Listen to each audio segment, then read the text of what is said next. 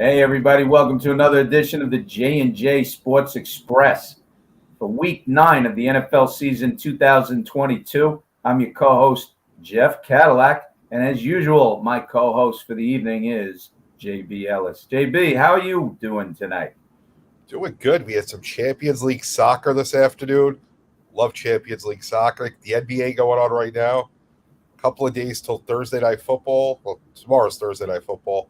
And then we got, Sunday football. I don't know. Let's get to it. Oh, look at this. This guy's all business. Just a couple of footnotes, folks.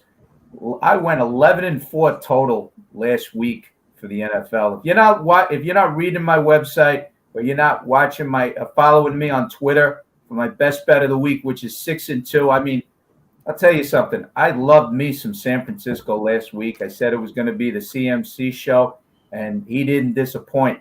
And they took it to the Rams. They swept the series this season. I'm telling you, that was my pick of the week, San Francisco. Folks, follow me on Twitter. I also put other postings during the week about the NFL. But if you follow me, you'll definitely get the pick. 6-2. Read my website at jeffcadillac.com for every game's analysis with full stats, everything. It's free. So anyway, we will go to the first game that we're looking at this week. Hang on. But before you go on, just follow him already so we can stop hearing him say it. I don't know what you do. It's 6-2. So that means you'd be up 4 games. If you bet $100 a game, you'd be up $400. I don't know what you're doing. If you're not following him, you're giving away money. That's all I got to say. 6-2. Looking to go 7-2 this week. If you follow me on Friday, you'll get the pick. Okay, the first game of the week we're looking at is the Miami Dolphins at the Chicago Bears. Miami is on the road, laying 5. How you like this game, JB? So we got the Marlins at the Cubs. Oh, wait, that's baseball. I'm not excited about it. I don't know why we're talking about it, but I guess because you can bet on anything. We'll talk about some Bears who got in Chase Claypool. Interesting move to get a decent receiver. He had a great rookie year, and ever since then he was horrible. So maybe him connecting with Justin Fields will be interesting, and he can revive what he used to do. With Miami, who has Tyreek Hill and Jalen Waddle, who have been dominant this year at the wide receiver position. It's going to be an interesting game. The Bears' run game has been phenomenal, averaging 200 yards per game in the last 5 weeks. I think this is going to be a close game. I think Miami's going to win, but 5 points, I think you're going to go Chicago at home here. Well, I got to disagree with you on this one. I like Miami. Miami has a 7 total offense. Chicago does have the 16 total defense. But here's the thing. In the past few weeks, they got rid of Robert Quinn and Raquan Smith. So, that takes away from a defense. Why, if you're looking to build up your team, you don't take away guys that can definitely do some damage on defense. Miami also, okay, I agree with you. They got a wide receiver, but Chase Claypool is hot and cold, and he's proven that with Pittsburgh. So we'll see what happens. But Miami made some nice additions this week. Picked up Jeff Wilson to go with Raheem Mostert. That's like a reunion for them from San Francisco days. Then you also got big pickup was Bradley Chubb as a linebacker. He's definitely going to make an impact in this game.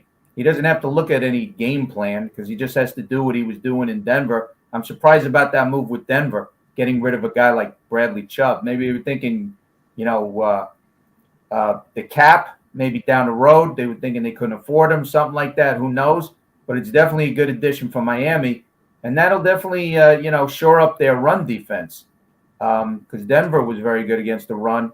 Miami, they're going to definitely try the running game. As you said, Chicago with 200, yards rushing.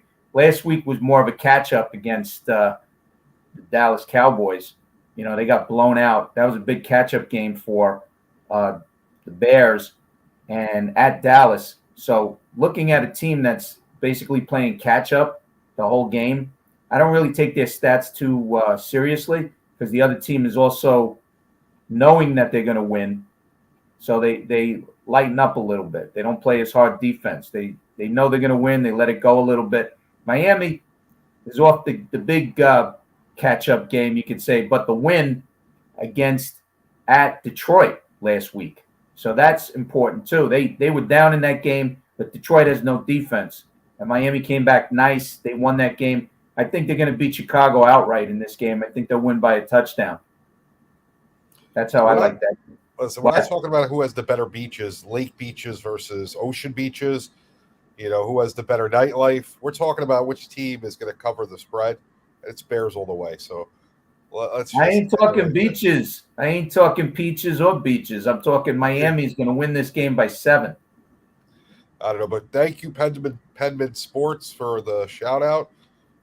Let's move on to the next game, which, I have some perfect examples of why I like the team I like here, but I'm going to let you start with this one so I can rebut you and tell you why you're wrong, because I already know where you're going. Okay. I happen to like Buffalo minus 13 against the Jets. I knew it. All right. And I'm going to tell you what. After last game against Green Bay on Sunday night, you got, what's his name? Josh Allen comes out and says, we didn't play well. We didn't do things. We're going to, change up a few things during the week. He knows he didn't play well. And we were talking about this game last week. They should have blew out Green Bay. They were up 24-7 at halftime. And they basically, sleptwalked to get in the second half against Green Bay. Okay? They should have blew them out. The spread was 10.5. They only won by 10. I would have had a 12-3 week instead of had 11-4. I mean, by a half a point, which is a game they should have won. But when you have a quarterback that won a game and he comes out and says, I didn't do some things right and I want to, get back to the basics, and he says the team didn't do things right, and this is after a win, that's a winner, my friend. Anybody could say that after a loss, but after a win, he knows he needed to change things. He knows he let the team down because they let Green Bay back in that game. They let Green Bay run all over the place. Green Bay ran for over 200 yards in that game, and down the stretch in that game, they made it close. The Jets, believe me, New England was playing with them last week. Belichick loves to beat the Jets. I said it on another show. If New England goes 2-15 and he beat the Jets twice, that's a successful season. The Jets had unfortunately, Zach Wilson last week, he had 3 interceptions. It turned into about 6 points for New England, and that was the game because they were up 22-10, and the Jets got some dummy touchdown at the end, made it 22-17. I don't like the Jets in this game. Buffalo's got number 1 total offense. Jets do have a total number 6 defense, but they also haven't really played anybody. Their best game was against Green Bay, and we now are looking at Green Bay as being like a team that might not even make the playoffs. So where are they going? What Buffalo is going to do with their defense is going to put it all on Zach Wilson. You put pressure on Zach Wilson, he makes mistakes. Buffalo's going to look at the tape from the New England game. They're going to be all over him. I know what you're thinking. They're going to run the ball. They got Carter. They got the guy from Jacksonville. But the Buffalo defense, the rush defense, is number 4 in the league, and they're going to take care of business this week. But I know you're going to have something to say about all that, JB, so go right ahead. So I'm going to go with history on this one. The Jets and how they destroy every good parlay I ever have. Whether it's I want them to lose or I want them to win, being good, bad, or indifferent. And the Buffalo Bills, who happened to go back to MetLife Stadium a few years ago, big favorites. Buffalo stayed in Buffalo, and the Jets handily beat them. Buffalo missed extra points, field goals, looked sloppy. This is an epitome of a game where Buffalo is going to win by maybe 6-3. They're going to win. Don't bet the Jets money line unless you're crazy. But Buffalo is not going to come out there and win by 13. You're not going. If you're laying 2 touchdowns on Buffalo, especially after last week, I don't know what you're thinking. Well, you're using your comparison for what happened a few years ago. How about just look at the game that happened last year when Buffalo blew out the Jets at the Meadowlands? Let's look how Buffalo went at home, only beat Green Bay by 10 points with a 10.5 point spread, and are now traveling all the way down into the bowels of East Rutherford, New Jersey, the swampland, to play the Jets. We're at home with all those yelling green people, that are going to say that those stupid chants, Jets, Jets, Jets, Jets. and distract Josh Allen. And the Jets beat Green Bay handily. Buffalo didn't cover the spread. So just correlating that way, the game's going to be closer than you think. It's a division game, first of all. Division games, you're not going to get a large spread like this. The Jets are not the team they were years ago. I don't accept the 13-point spread here. Whoever made that spread, I don't know what they were thinking. This goes to, I was looking at the lines of basketball today, and it comes down to, I think sometimes odds makers don't look at how teams are playing and what's going on. They look at team names because they have to spread the bets evenly so they can make money. Because it's all about the book making money when you make lines. It's for no other reason. And I'm looking at some of the basketball lines tonight. I'm like, that just doesn't make sense. The same thing with this line. 13 points is too much. You'd have said 8, 9. All right, maybe. 13? Nah, it's way too high. It's inflated because it's the Jets. But the Jets are going to cover. Hey, you heard it here, folks. You heard it here first. But I kind of disagree because of what Josh Allen said after the game. And I think they're going to change a few things up, and they're going to put the metal to the pedal. The foot is not going to leave the gas on this one. And they know they did it against Green Bay last week. So when he came out afterwards and he said he made a few mistakes and he didn't, plus they picked up a nice little running back in Nyheim Hines. So that should help their offense this week. I know that guy wants to get going pretty soon because he'll add something to the it was power. A great pickup. That was a great pickup by them. Right. So, hey, the rich get richer in the NFL. We're looking now. We're moving to our third game, which is at 4 o'clock in the afternoon on Sunday. The Los Angeles Rams at the Tampa Bay Buccaneers. Tampa Bay is -3, and how the mighty have fallen. I'll let you take it away on this one, JB. Wow. This game, if you would have looked before the year, was like, wow, I can't wait to see the Rams going to Tampa, Super Bowl champ versus the team that everyone thinks is going to get back to the Super Bowl from 2 years ago. Who's going to win? Now you got one quarterback who's got personal problems and, God only knows what's going on. Their offense is stagnant. They couldn't score against Carolina. The Rams, who got destroyed by San Francisco. Great call, Jeff. Great call, me, on that game. Someone's got to win this game. The question is who? Honestly, I like the Rams on the road here. I think the Rams are going to be upset after what happened. They're going to come back. They're going to win, probably by about 5. It's not going to be a great game to watch. Both these teams are not that exciting, but I kind of like the Rams here. Well, I happen to disagree with you on that. I think Tampa Bay is on a 4-game losing streak, I believe. And, neither one of these teams made a deal at the trade deadline, which surprises me. That tells you that these teams are basically looking to tank it for the year. They are not looking to make any upgrades. And they don't think that the team is either going to make the playoffs or maybe they think the team is going to make the playoffs in the state they are. But I don't see it. Each team, both offensive lines are terrible. Tampa Bay is 32nd in rushing offense. The Rams are 31 in rushing offense. Like I said, no trades at the deadline.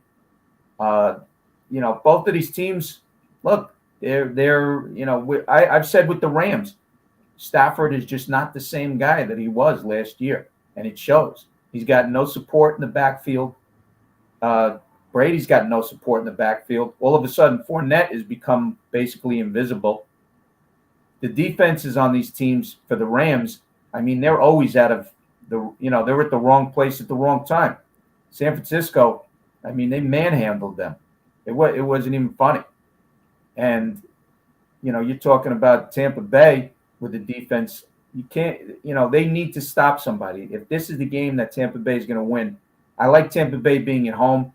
Rams off the loss going on the road. I don't like that situation. They haven't played well. There's only one game that the defense played well, and that was against Arizona. I'm not taking Carolina as a win because that was, after the team got fired, the coach got fired. I don't see it over there. The Rams are just really terrible right now. And, Tampa Bay and Brady. Tampa Bay isn't much better. Yeah, but I like Brady over Stafford. They went to Carolina and put up as many points as me and you would put up. Right, and I picked that game as well. I said Carolina was going to put a throwdown on Tampa Bay. They can But play us 11-on-2. We have a chance to score. and you know what the funny thing is that also the head coaches for both these teams I'm not too crazy about. I've never been crazy about Sean McVay. I'm not crazy about Todd Bowles. He didn't prove anything with the Jets. This is not the same Tampa Bay team. People don't realize that the head coach, yeah, you got Brady, but you need a good coach. Arians is a good coach. Bruce Arians was a very good coach. He knows how to push buttons. He knows how to get people to play. Todd Bowles, too nice of a guy. He's a defensive coordinator.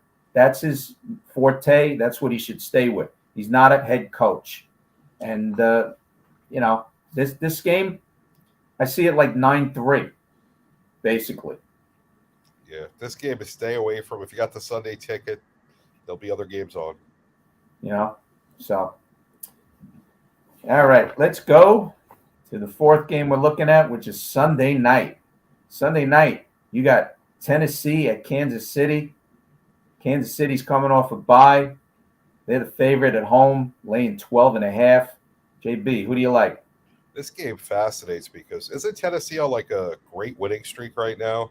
Yes, they are. 5-2 with a 5-game winning streak. They have arguably the best running back in football on their team with a rookie quarterback playing right now. Not much of a throwing game. Against Kansas City, who's got a better defense than they've had, but still not very good, who's always a perennial top team right now of the last few years. As long as they have Mahomes, and they'll stay that way. But 12.5, that's steep to go up against Tennessee. I mean, neither team's defenses are imposing or scary. Can the Chiefs stop Derrick Henry and, keep it where Malik Willis, where Willis has to beat him with his arm? Is that going to happen? And I don't think the Tennessee defense is going to stop anybody. But without Hill, is that offense as explosive as it was previous years? This is an interesting game. I think 12.5 is too much. I think this is very similar to the Buffalo thing. Kansas City wins. I'm not saying they don't. But not more than a touchdown here. Well, I gotta tell you something. Tannehill is questionable for this game. If he comes back, I take Tennessee. If Willis is playing in this game, I like Kansas City because Willis did not really show me anything in the game last week against Houston. It was the Derrick Henry show. Derrick Henry ran for over 200 yards, but he's not going to be doing that against Kansas City. Last year, these two teams played in Week 7. Tennessee played Kansas City. Derrick Henry touched the ball 29 times. He ran for 86 yards and no touchdowns, even though Tennessee won. But Kansas City, like I said, if Willis is in this game, I don't touch this game with Willis. If Tannehill is there, I like Tannehill with them. Kansas City has a 30 ranked pass defense in the NFL. So if you got Tannehill in there, he's going to pick them apart because the offensive line is really doing their job. Who's he throwing it to, though? Doesn't matter. Oh, it does. Yeah, but you're talking Derrick Henry. Kansas City also has the number 3 rush defense. Okay? That's going to be tough to run. They know that he's going to be in there getting the ball. So they're going to be right up on the line. They're going to gang tackle him. It's going to be a tough All right, game. Here's a question for you. And I got to ask you this. Do you not think that those stats are skewed because Kansas City scores so many points you have to throw to actually be competitive against them? Not really. Not really. It just shows that you can run on them. I'm sorry, that you can pass on them. Well, we always do that. The last couple of years, their defense was never any good. But what I'm saying to you, right, the fact that you know that they're going to score so many points, if you're a head coach, you're trying to score as much as possible. Well, you don't know that. You don't know they're going to score a lot of points. Against Indianapolis, they didn't score a lot of points. Against Buffalo, they didn't score a lot of points. San Francisco, before their bye, they scored a lot of points. But there's no guarantee they're always going to score a lot of points. You can't take that into effect when you're putting together your game plan. You have to put together your game plan that you know you can exploit certain things in their defense.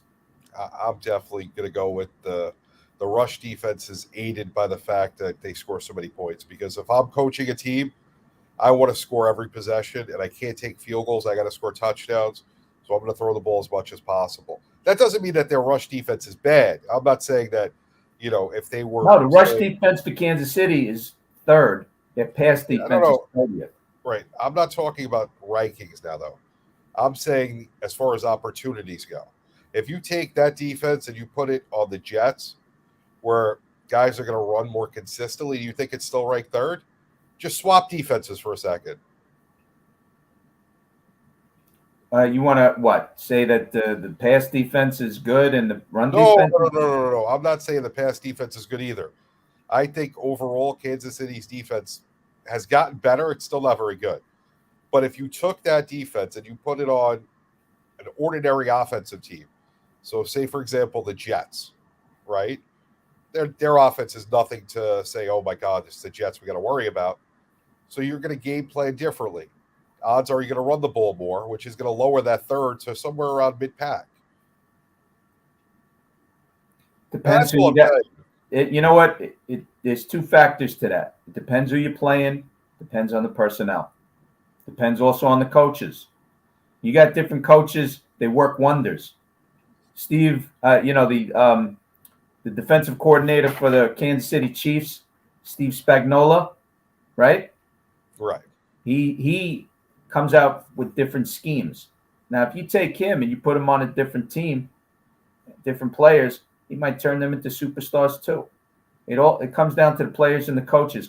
Players got to buy into the system. He seems to come up with certain things at certain times. They know they got to stop Derrick Henry and put this all on Tannehill's shoulders. But Tannehill, hey, look, they find guys. Their defense has been holding guys. Okay, Houston, listen, he ran 200 yards against Houston. Big deal. And again, some of his best games have been against Houston. I don't take that as saying, okay, he's great because he had 200 yards against Houston either. Don't think that that's what I'm saying. I'm saying that their numbers are inflated because you can't run the ball 4 quarters against Kansas City. It's not going to happen. You're usually down or Right. you're passing more. So that's why they're being ranked third is basically because of the way the system is. Not that they're horrible. Well, Tennessee has to get the ball and run down the field first possession and set the tone. I still think the best way to beat a team like Kansas City or Buffalo with offenses like that is to hold the ball. The old Bill Parcells way. Clock management. Have the ball for 40 to 45 minutes of the game. Because, Mahomes and Allen can get points really quick. Yep. So you like Tennessee with the points? Yep, I'm taking both big dogs. Okay, I like Tennessee with the points as well. If Tannehill is playing. We go to Monday Night Football. You got Baltimore on the road. They're the favorite at New Orleans. You want me to? I'll start off this one. I like Baltimore in this situation. I like them big in this game. They have the number 2 rushing offense versus New Orleans, which is the 14th rush defense. But New Orleans can't hold the lead.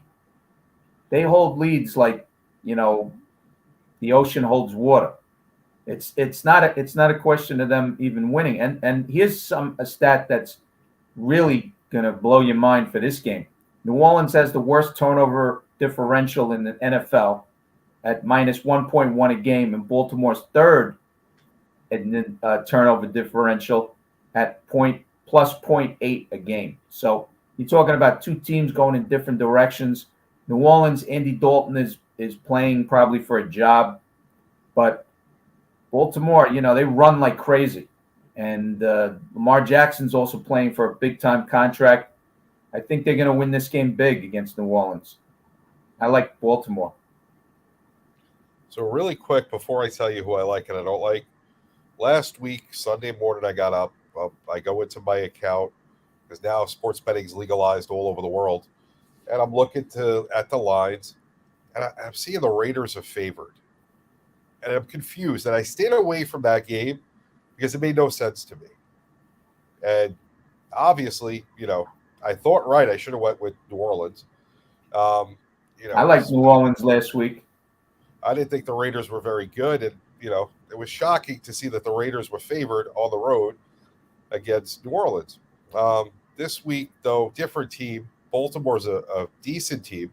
They're not good. They could be good. I like the pickups that they made at the trade deadline, bringing in defensive guys because their defense isn't what it used to be. And, their defense was always stout. Now it's really good, but not as good as it was.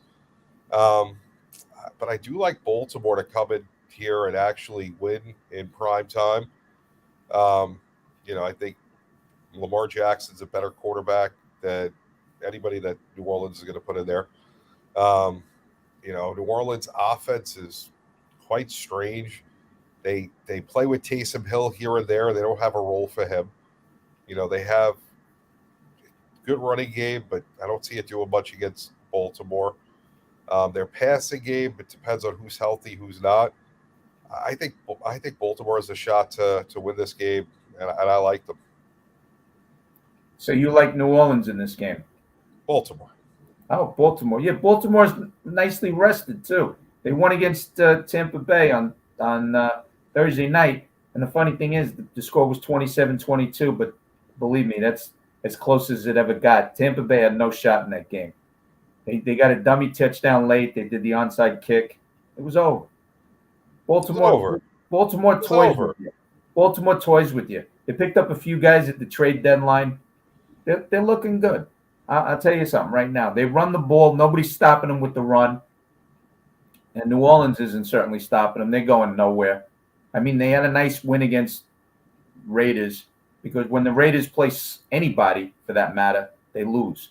Derek, I said last week in this game, the funny thing is about the Raiders, he did a fist pump against Houston.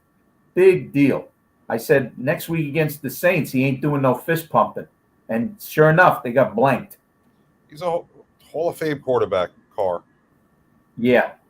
Hall of Fame. Listen, Devontae Adams said he's a Hall of Famer. Oh, yeah. Devontae Adams. How many catches for yards did Devontae Adams have last week? I think he had one catch for 3 yards. How about Josh Jacobs? I like Josh Jacobs, but has anyone seen him? What? Has anyone seen him? He certainly wasn't in New Orleans. Tell you, Derek Carr is the problem with the Raiders. You got happy feet. You put pressure on him. He turns the ball over. It's a done deal. New Orleans did what they had to do. And the Raiders are just terrible. Josh Daniels. The funny thing about the Raiders and the problem with the Raiders is they get a coach that actually turns something around. Mark Davis fires them. Okay? Yep. He gets a bad coach. They stick around for a lot of years, and the team gets worse, and somebody has to come in and fix them. And when they fix them, he fires them. Hey, Jeff. Yes. Guess what else a done deal? What? Tonight's show. Where can people find you? Oh, you can find me all over the map, baby. Guys, look at my website for every game with stats for free at jeffcadillac.com. I'm also doing sportskita.com. Check for me in the betting section every week. Towards the end of the week, have some games listed there and definitely a written article. You also got at Twitter, my best bet of the week, folks. Need followers. Come on, let's go. At Jeff Cadillac 1. 6-2, 7-2 after the best bet will be on Friday. Also on the Rick Kamler Show on Friday evenings at 7:20 on the Better Sports Network app. Last week it was Dr. Roto filling in for Rick, but this week with Rick Kamler, we're going to be looking at some games, talking football, and sometimes some funny stuff as well. So JB_the program on Twitter. Got the South Florida Sports Exchange coming up around 9:15. Then tonight for both sides of the coin at 11:05. Don't forget Tuesday nights, 8:30, Sideline Sports. And God only knows where else you're going to find me, but make sure you're paying attention. All right, guys, it was fun. We'll see you next Tuesday. Have a great week. See ya.